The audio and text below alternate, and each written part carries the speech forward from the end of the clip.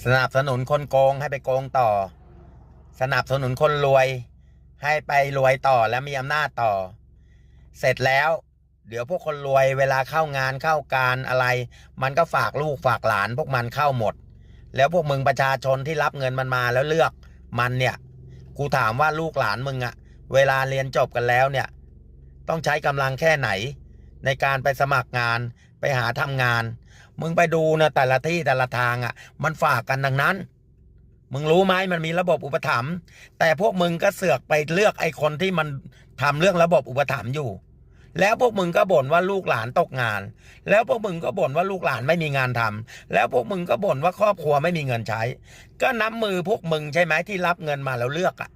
แล้วพอลูกหลานมึงไม่มีงานทำลูกหลานมึงก็เครียดพอมันเครียดมันก็กินเหล้า